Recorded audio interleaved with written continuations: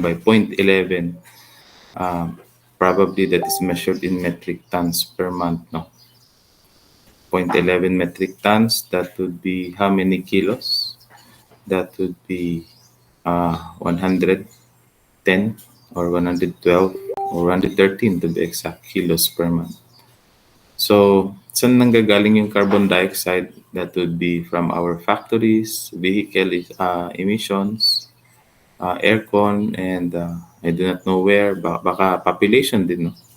The more people, uh, mas Agriculture, marami. sir. Forestation.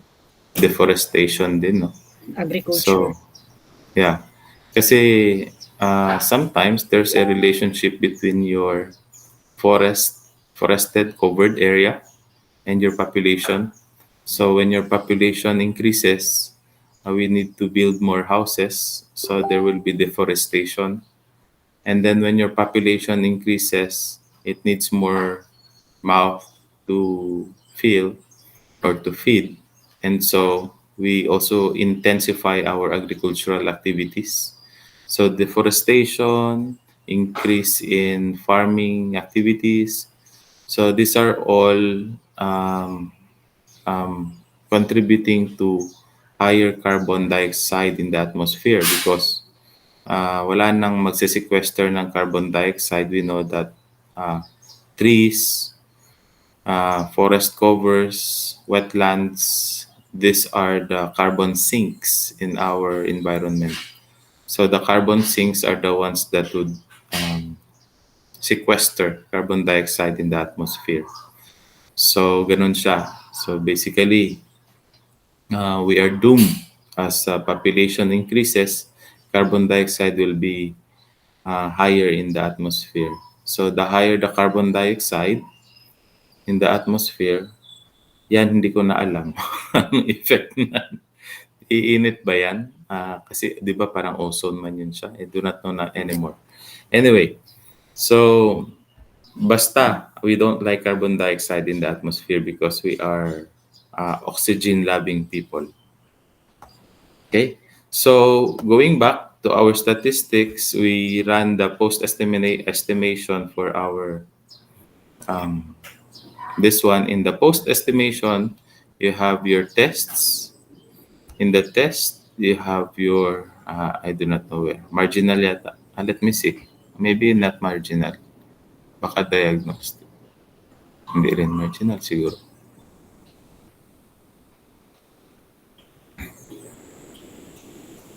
Specification diagnostics pala. So in the specification diagnostics button, you can see the test for heteroscedasticity here. So for test of heteroscedasticity, you just click on that, launch. Kasi naka-run ka na ng ano eh, ng regression. Dun niya ngayon kukunin if meron ba tayong issue about increasing variance across time. Basically, heteroscedasticity is one of the assumptions of regression. So if you don't run the regression, you cannot actually run your heteroscedasticity test or homoscedasticity test. You can call this one as the HET test. Okay, test for heteroscedasticity. There are options also here. You have this one, the NR squared, the F statistic. Let's just use the BP test. And then we select, use the fitted value variables in the regression. So meron naman tayong regression doon. So click OK. So you can see here that your BP test there is a null hypothesis. So what does it mean if there's a constant variance? Constant variance means homoscedastic, okay? So if your distribution is funnel or not, then variance is actually having to say about that. So if it is homoscedastic, the distribution is not funnel, no? So the errors are actually randomly distributed. So parang yung kay Ma'am Joy before, kita niya yung errors na randomly distributed.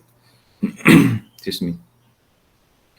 So HO is homoscedastic. We accept HO if our P is greater than 0.05. Okay?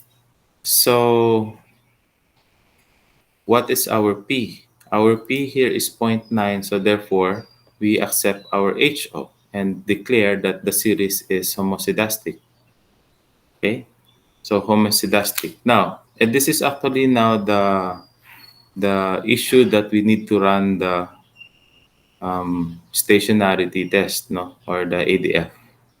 So sa ADF, kasi if you are going to look at the distribution, there is somehow a trend there. Now your time series would require, or your non-stationary data would say that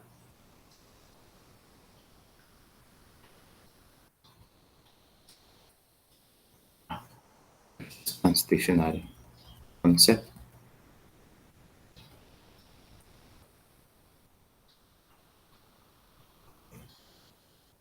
Ayan. The non-stationary is characterized by trend and seasonality. There's actually trend and seasonality in the graph. But looking at that trend and seasonality, can we call this one as non-stationary or stationary? So the BP test is heteroscedastic, no? So sa heteroscedasticity, sinasabi niya, it is homoscedastic. Does it mean that it is non-stationary? So dun sa non-stationary, hindi pa natin siya na check because what we have only established is that it is homoscedastic, that we can accept the HO of constant variance. So, but there is the presence of what is this trend and the seasonality. So we are still running the risk of using non-stationary data for our forecast. If you do that, you can actually commit spurious models for spurious forecasting models, no? So we have to do the ADF. Dito sa ADF, mahirapan ako dito para hindi ko na-review. We have to look at the ADF. Saan na nga uli yung ADF? Maybe post estimation also.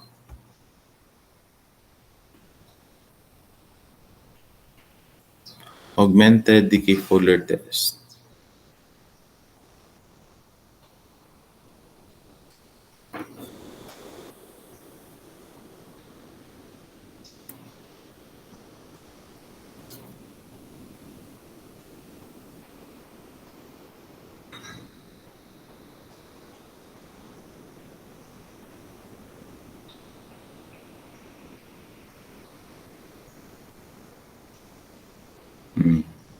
Okay. Statistics.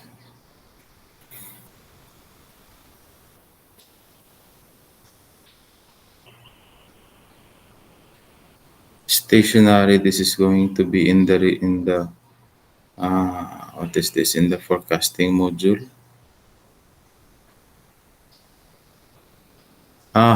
This is the we have to declare this one as a time series. So where is time series right there? And so we have to TS set yata ang pag-declare nito eh. Pero hindi ko pa alam kung paano dun sa ano. Declare data set as time series data. There. So the time variable that we would like to declare is this panel data. I do not know there. And then this is monthly, okay? And then submit. Yeah, so this is TS set carbon dioxide monthly. So we have already declared this one as monthly data and time series data. So we go to time series. Let's see if there is tests here The test is there. So the test is augmented Dickey Fuller unit root test. That's under the time series button. And then we select our variable carbon dioxide. There's no transformation. And then click submit. Time variable not set. Okay. Time variable not set. Time variable is time. Okay. Okay. And your Dickey Fuller test is right here. Your test statistic is negative 1.6. The critical value should be the lowest is negative 2.5, and that is lower than um, what is this? The critical value of negative 2.58. And so here your p-value is 0.47. What is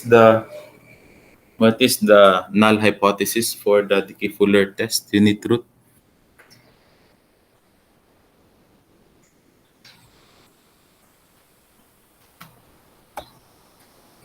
I have to review. Let's review. Parang let us just be sure about null of ADF test. The null hypothesis of ADF test time series contains a unit root and it is non-stationary. So yun yung sinasabi niya. Do we accept the null hypothesis? Yes, we accept the null hypothesis because it's greater than 0.05. So therefore, it's not stationary. Okay? So to do that, you actually need to do the differencing. So the differencing, you transform this carbon dioxide into its first difference. So your first difference is this minus your first. Are you following? So we'll just copy this one. Let's see if we can correct the first difference here. Excuse me. Var 5, let us change that one as the CO2 rename.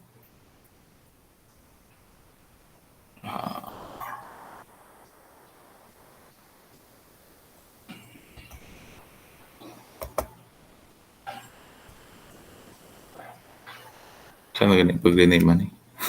Kalimot naman ko eh. Keep only show, copy var list, select all. Pag-rename ano eh. Dali dahil sa boss. Sorry. There. That would be CO2 D1. CO2 D1. So CO2 D1, we are going to run. Let's see if we can already run. Cannot run it here. We can already run the CO2 D1 without declaring it as a ano yan? Time series.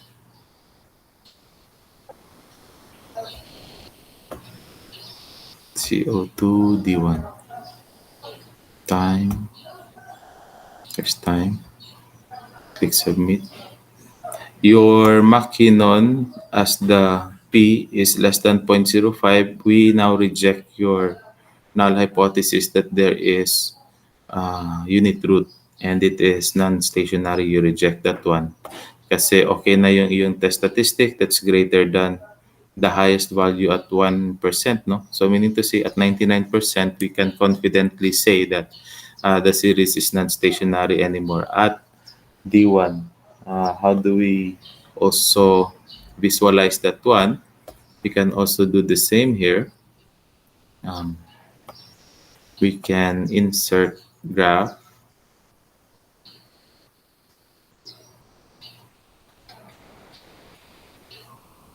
and select data.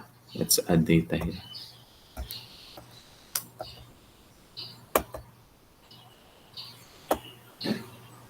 Select data, add data.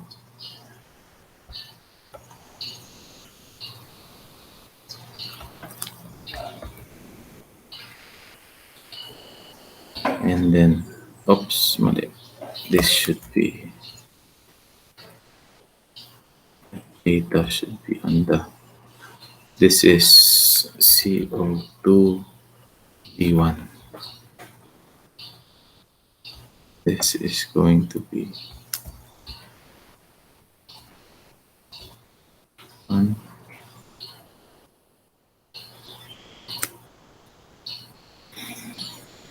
Let's check if we can, if we'll have the same graph as expected there. So with this kind of information, you can actually see the difference between the two graphs. One has trend, yung hindi na difference, naka-trend pa siya. Tapos dito wala nang trend. And is it seasonal? Then probably there's still some sort of seasonality, but it's not that very evident anymore or very established. Kasi sometimes there are multiple peaks and multiple declines in in your process. So unlike this one, so this is now can be considered as a stationary data, and it is verified by your unit root test. Do you have clarifications on this? So ganun lang. This is Stata. Um, I used the 15.1 version. Someone I think was able to copy. No, hindi pala kayo nakakopy last time. No?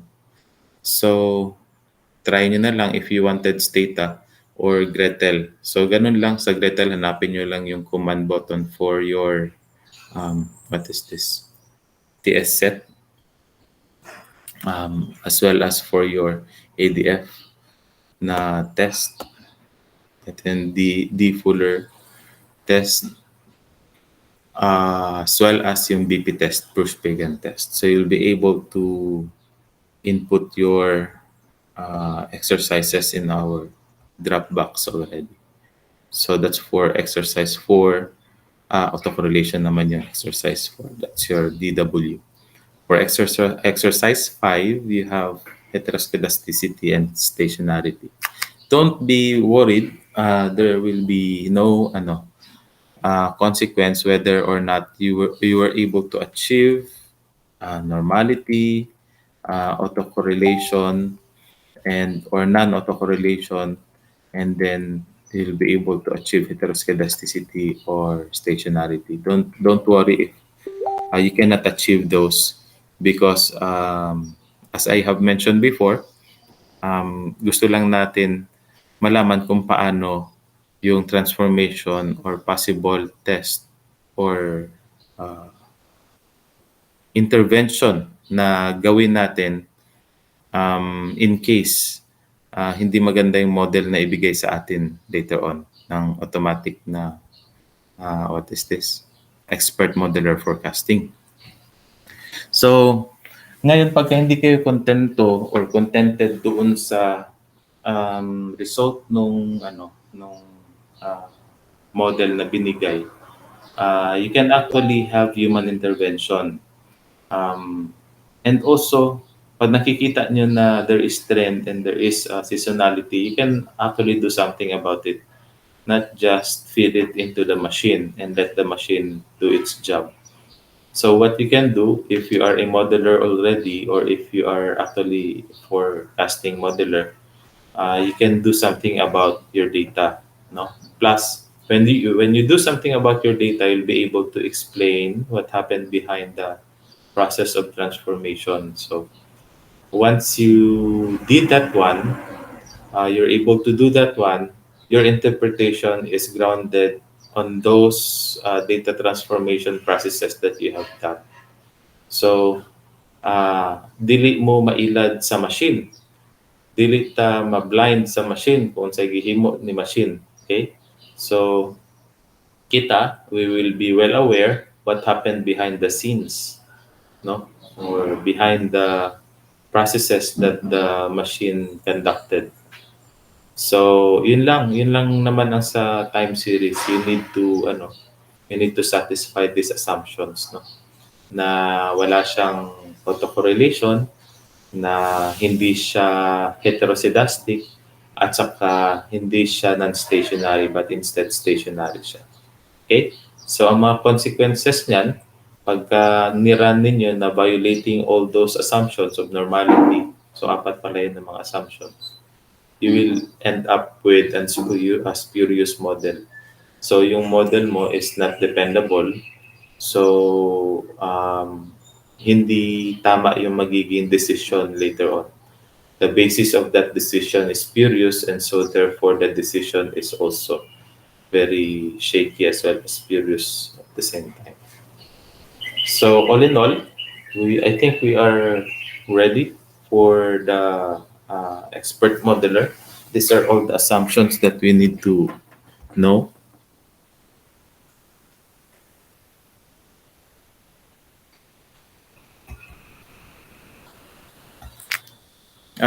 Before that one, I wanted to also share the concept of volatility in your data.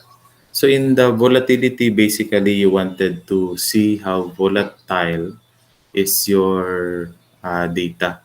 Sometimes this volatility is a big concept in um, stock market, no, or in trading. So, or in foreign exchange, yung volatility. Yung what we mean by volatility is yung mga movements ng data across time. So let me just select that concept. Ay, mali. So dito what is this? 3.2. Dito tayo sa. So for volatility, what we use is the coefficient of variation, CV. So how do we get the CV? The CV is actually, where is that CV?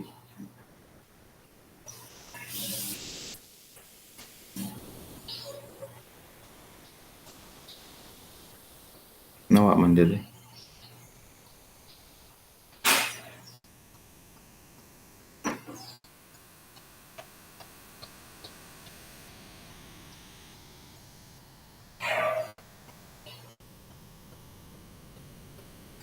Ayan, there's a data visualization here for that one.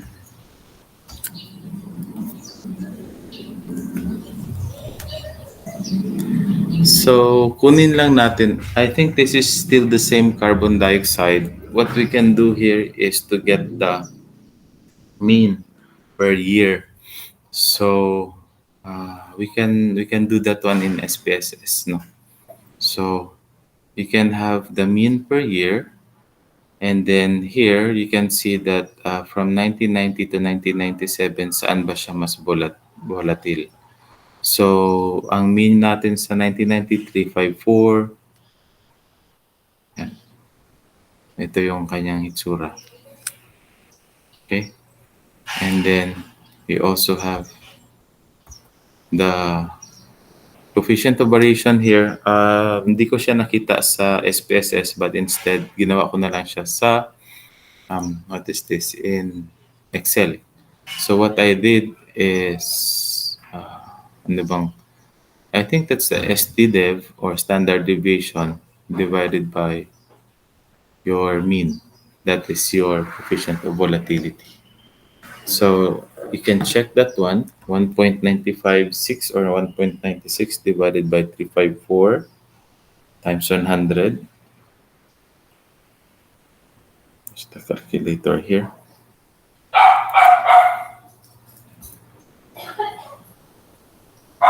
Calculator.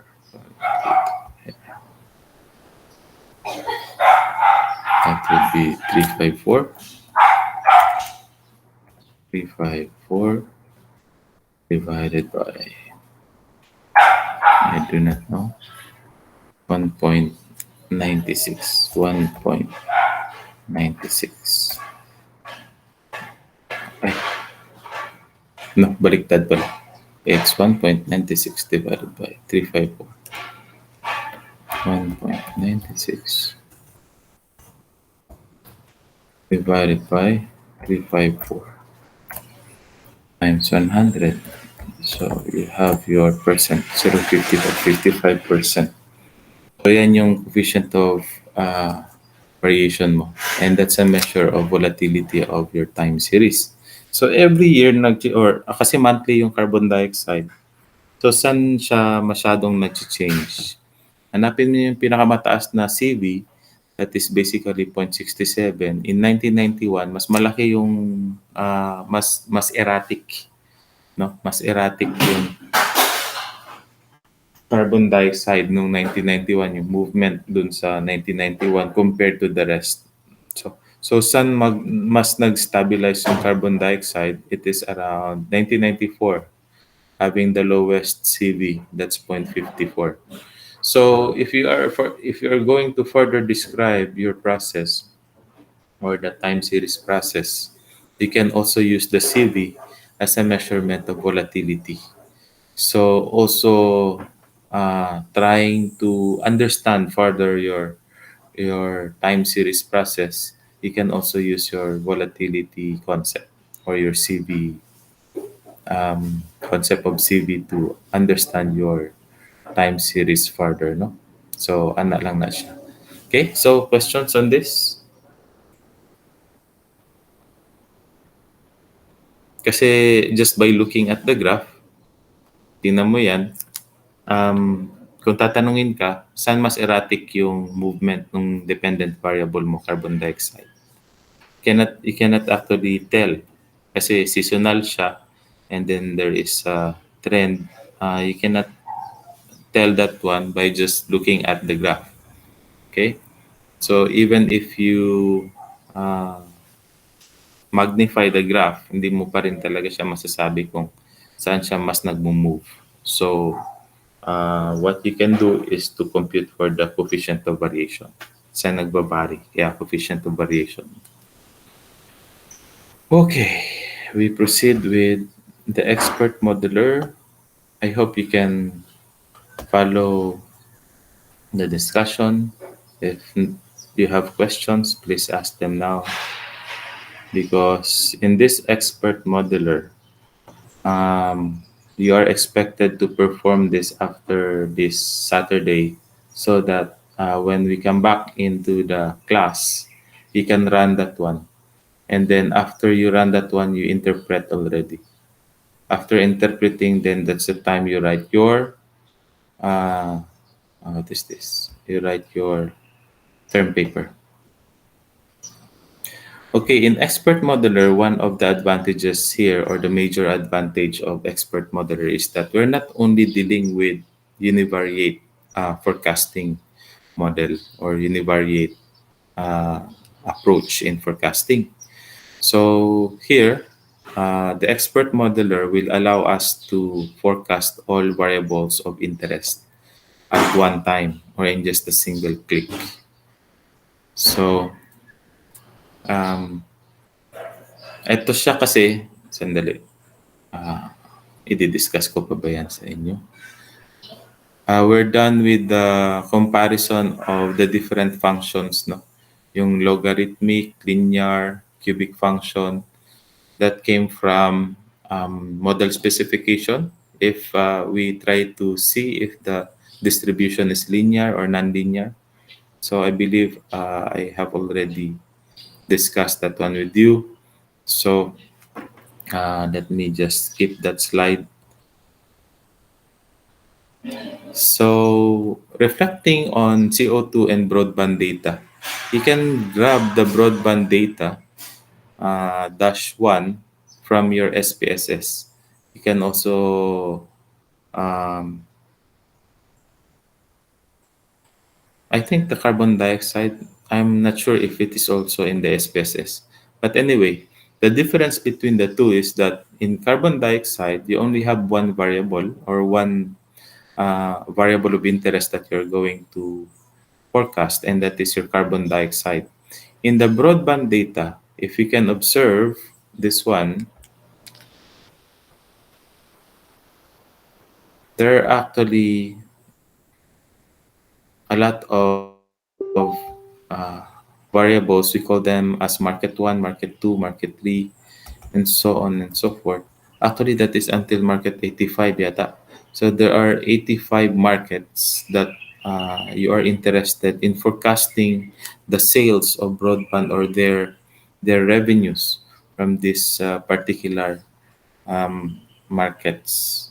No, so in market one, this is now the revenue performance of the company. In market two, this is probably they have segmented their market into several cons- uh, consumption points. No, like say for example, market one is uh, in one place, market two is another place, or in barangay, and so on and so forth. So mga ganun na klaseng distribution. So ito yung advantage ng expert modeler. Pwede niyang i-forecast lahat nito, no? In one single click or in one go. So your time series or expert modeler needs to have these assumptions. Check. It must be numeric quantitative data. The data should be time series. Why time series means regular yung kanyang interval. And then the time series should be stationary. Then there's no missing values. So you see, the ultimate measurement for your time series analysis is the stationarity. So ito lang yung hinihingi niya dito. Actually, hindi niya lang hinihingi yung mga iba, no? Um, Normality, autocorrelation, and heteroscedasticity, and nung ali isa, yeah, ika number 4 yung stationary. Okay? So, probably, if non-stationary na yan, then your expert modeler can perform best, no? Can perform its analysis more efficiently. Okay? So, I have also given you the techniques in treating missing values. You can do interpolation or extrapolation. So your interpolation is when you have your missing values within your data set. So that's between or within the data series. Your extrapolation would be outside of your time series. Say for example, the last period missing siya. So you extrapolate. Pero pagka ang missing is within between those periods, then you interpolate. You have that process or those processes in SPSS also. So in time series model, you go to forecasting, and then usually because you don't have model set, you create models. So here we will be utilizing the broadband data. So ito siya. We just click on expert modeler. When we click on expert modeler, meaning to say we will leave the analysis to the machine, no, to analyze whether what kind of model ang karapat-dapat doon sa data series mo. If you don't click expert modeler, you wanted to do some exponential smoothing or ARIMA, then the machine will just limit the analysis on models for exponential smoothing and ARIMA. Okay? So, ganun siya. Um, yan. So, this time, the dependent variable, we have 4. Pwede mo actually i-click lahat yun. And then, ang method niya is expert modeler.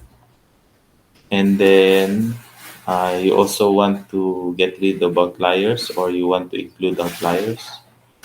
So here, when you click on outliers, the expert modeler is going to uh, detect outliers and then integrate that one into its analysis. How to run forecasting models using outliers. Okay, and then, but first, of course, you have to declare this one as a time series data. But I believe this is already declared, no, as a time series data, because at the end, yeah, there are 85 markets all in all. You can see here in this box. And then there's also the year and month. So meaning to say, this one is a monthly data, and at the same time in, I do not know how many years.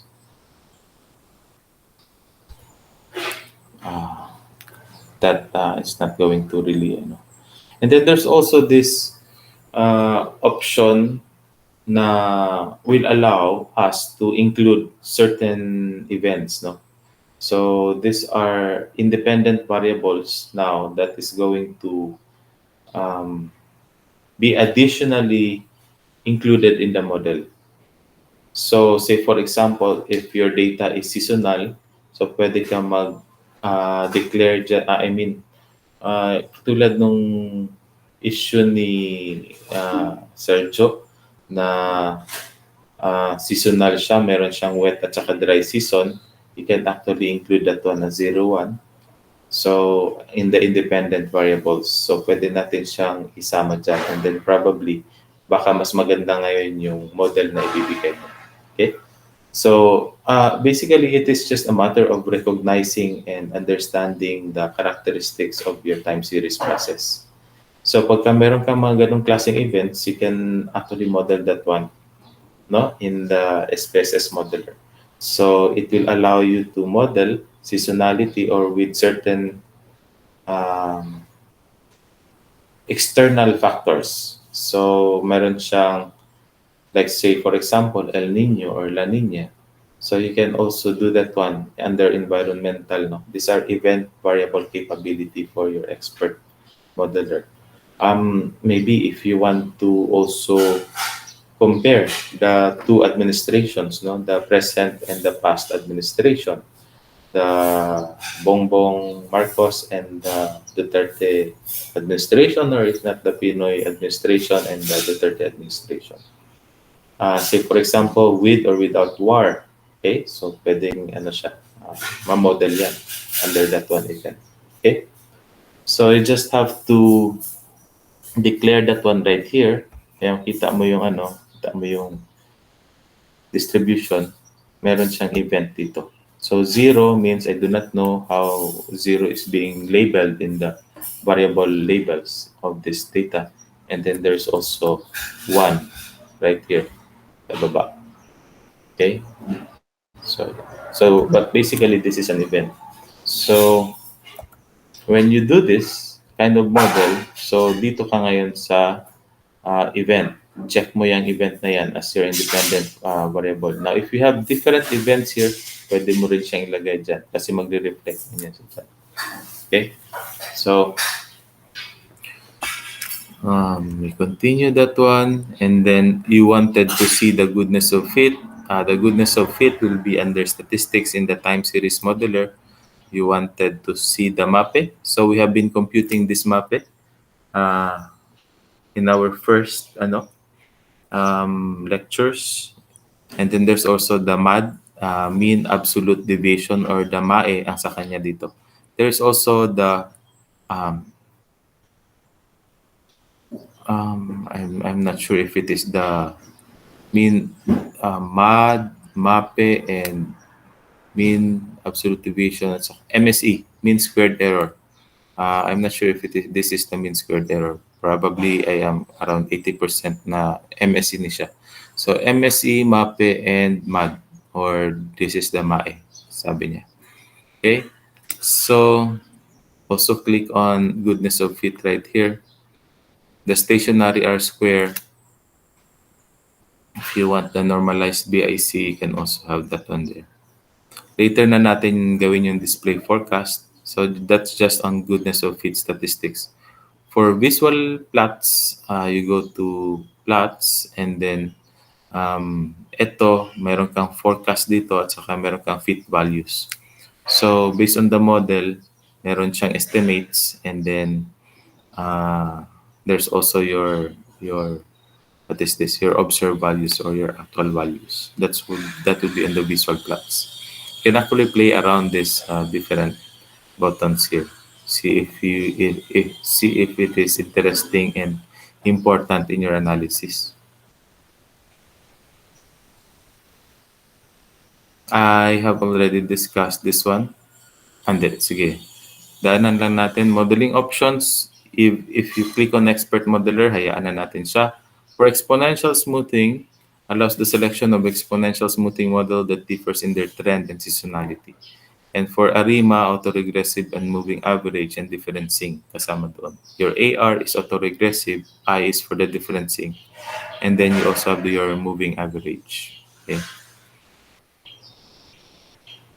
AR used to, what is this?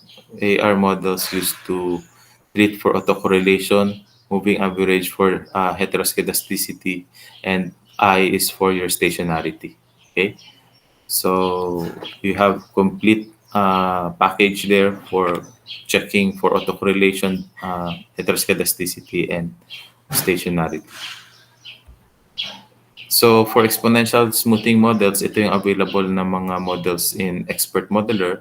You have the non-seasonal and you have the seasonal. So for non-seasonal, you have the simple no trend model, and then you have the whole sprout, and then you have the top. When the trend is dying out, kung nagpipeak na siya, nagpa-plateau siya later on. No? So the trend is upward and then magpa-plateau siya later on. We actually have that one as the life cycle models. Nagpa-plateau siya. Hindi pa siya sundowner ha. So nagpa-plateau siya. So probably growth models can have this dump models or dying out trend. If you're going to plot population, I suspect population is going to have that kind of characterization of its process. For seasonal models, you have again the simple, and then you have the winters additive and multiplicative. Um, I think I have discussed additive and multiplicative already. So, for additive, constant yung kanyang trend with seasonality. For multiplicative, it's going to have funnel, no? Pataas. Funnel. It's not heteroscedastic na funnel, ha? This is seasonality with trend na nag-funnel shape siya. Then there's also the uh, ano ba sinasabi? ARIMA, the Box and Jenkins approach in forecasting. So in ARIMA, meron siyang non-seasonal at saka seasonal.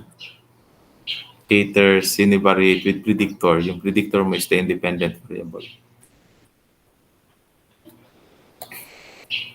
For the transfer functions in ARIMA, nakita niyo yung transfer functions dyan. This one. Yeah. Transfer function dyan. Okay. For the transfer function, pwede mo siyang i-model dito. If you don't want the expert modeler to do this, you can actually model it yourself. So in the numerator, it specifies just paano ba yan? I would like to leave that one with you because we can actually do that one here. So between non-seasonal at saka seasonal, pwede mo siyang i-ano dyan, pwede mo siyang i-model dyan. If yung sinasabi niya numerators, past values of the predictor, predict the current values of the dependent variable. So, yung predictor mo is the independent variable. Okay? So, what past value of that independent variable is going to predict the current dependent variable. So, if the second may lag to, so gawin mo siya doon sa numerator mo. If it is under seasonal or non-seasonal model. Same will happen to the denominator and differencing. For the delay, ganun din. Sets a number of periods before IV affects DV. So, lagay mo rin siya dyan sa delay. So, yung yung ibang unit root test, nasasabi niya na identify niya what past value yung nakaka-affect dun sa present value, no? But also in the autocorrelation test, we can see if it is the immediate past or the two past values or the lag tree and so on and so forth. Kita natin kung ano may mataas na correlation doon. Okay? So that would be the delay. And then there's no transformation. There are actually approaches for transformation. You do the square root or the natural log. Ito yung kanyang process. So you know this already for ARIMA. Autoregressive, ano yung AR, log value. Ilang differencing ang gagawin natin, 1 ba siya or 2. So pagka 1 lang yung katulad ng ginawa ko sa carbon dioxide, nag-stationary naman siya sa in the order of 1, di ba? So in moving average, gaano karami no yung um, values, either uh, in-average natin yung first 3 or first 2 or first hindi ka naman pwede mag-average ng 1, no? Kasi automatic actual value lang yun. Either you have your when you say MA1, I think that is your uh, first 2. Okay? You have your MA2 moving average 1. No, I think it's just moving average 2. Let's double check on that.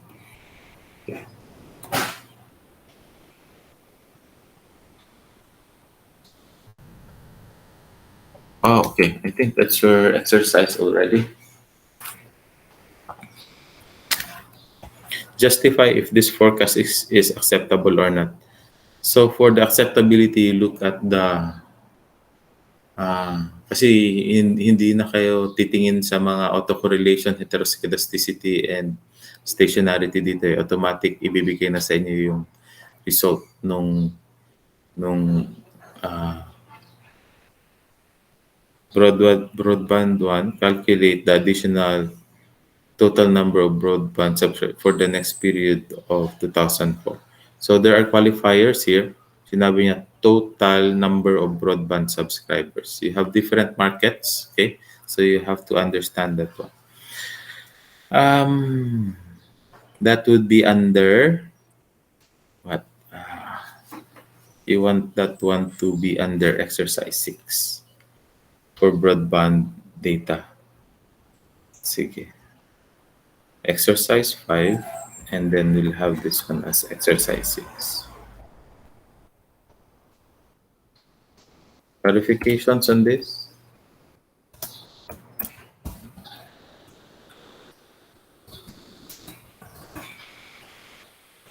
So, meron lang kayong gawing one page write up on this as well as yung output na lang din ninyo. Sama nyo dyan sa write up. So, link lang din ang kailangan natin dyan for exercise 6. Okay, so I guess you are ready to do that one. Just follow the discussions. Questions and clarifications? Hello, sir. Yes, Sergio. Go ahead. Sir, pwede pa view ulit sa Stata mo, sir? Stata. May Stata ka naman, Sergio, no?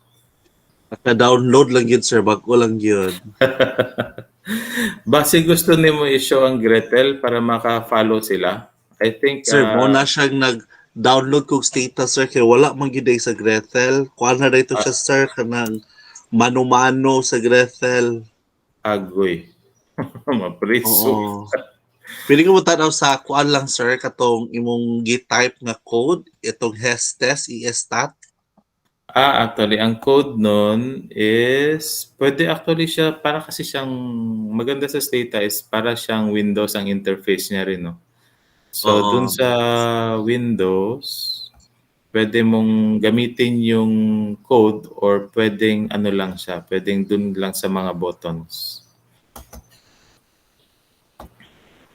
Pwede mo lang tao, sir, balik sa Stata, sir. Sige.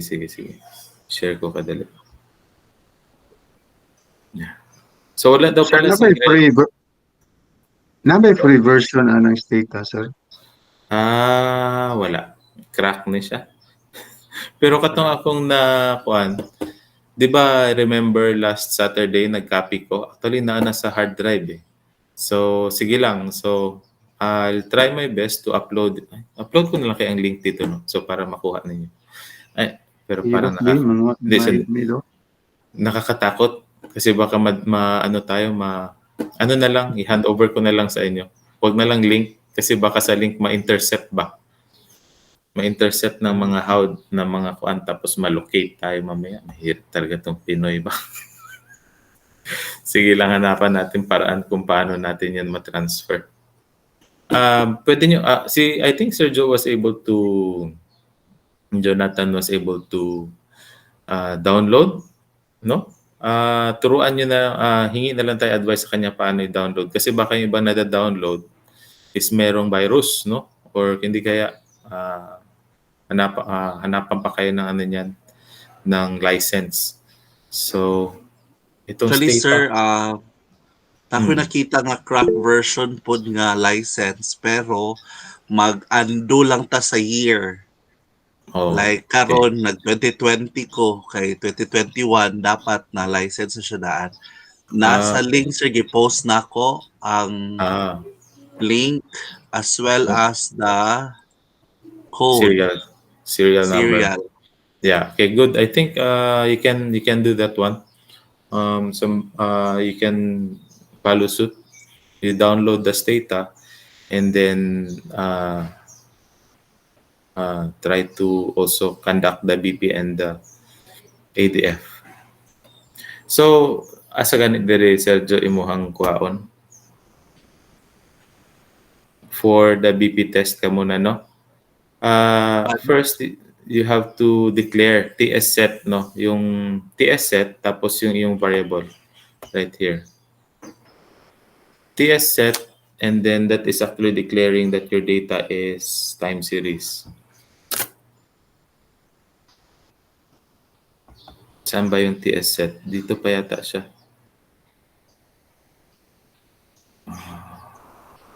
Ito. Yeah. Ito. Unsuccessful to na mga ano eh. Unsuccessful to siya na mga test. But I think, naka-declare ba tayo before? Hindi na, nag-run na ito diretsyon ng regression tapos BP test. Kasi heteroscedasticity lang naman yung ating interest before. So, for the head test, that is EStat tapos head test. Kaya automatic yung na-run na regression, yun ang kanyang di ba may option doon from the fitted model. So, head test, bigay niya kaagad sa'yo yung BP test. Tapos, since we're going to do the ADF as a stationarity test, so that is a time series test. So, kailangan i-declare mo yung data mo as time series. So, for the declaration of data as time series, ito siya. Okay? So, TS set, time is monthly. Got it, sir. Mm-mm. Okay. Tapos, for those who are not actually very good at coding or very comfortable at coding, pwede nyong gamitin dito sa statistics. Parang SPSS lang din. So, ito maganda sa Stata. No? So, ayan. So, declare data set to be time series and then there's also the test here. No? Maraming mga unit root test eh. So, depending actually on the assumptions that you are operating on. No? So basically, when you do your dissertation, if you're going to proceed with forecasting, you might not only be limited to the ADF. Well, you will be evaluating the kind of unit root test that you are going to do, whether you're going the PP test or the Phillips Peron or this DFGLS test. Okay. White noise. This is white noise is the um, random random uh, data process or the time series data process. You're going to test if it is also having that kind of structure. Your data set has that kind of structure. Okay. Clarifications, further clarifications. Good luck on your exercise. See if we Doc, can achieve the desired outcome for this particular session. Yes, Ma'am Joanne, go ahead. Doc, i-clarify lang na ako, ang first five will be using katong amo ang data and the six katong sa experts modeler. Mao na tong another set na pod of data katong sa broadband, no? Tama ba ko? Oo, yes, yes, yes. Oh, kasi yun yung Thank you po. exercise niya. Thank you po. Um, you can also proceed already with your data. So we can evaluate that one once we come back into the classroom. I would like to encourage everyone to conduct the um, forecasting expert modeler process on your data already, and then see if um, your results are what's ang tawagan, as you desire, no? In accordance to your expectations or in accordance to our ideal ano ito, concepts, no, in forecasting. If not, then I think ano na lang yun eh. Just a matter of interpreting the results na lang. Sa But first, oh yeah, paper doc, mao na to ang kung kibali matapos na namo, pwede na to siya mo i-incorporate sa results. correct. Then that makes na our katong paper nga for final submission. Oo, correct, Ah, correct. thank So, you. meaning to say, what we did so far is that gihinay-hinaya na to ang inyong papel. So, step by step, every Saturday, we are actually conducting your paper. We are actually finishing up your paper. So, at the end of the semester, no reason for you to have uh, no reason for you not to submit the paper. Kay mamay atong gipang himo for the past sessions, no? So after all of this, what is left for you is the discussion of the results of your analysis. Any more clarifications?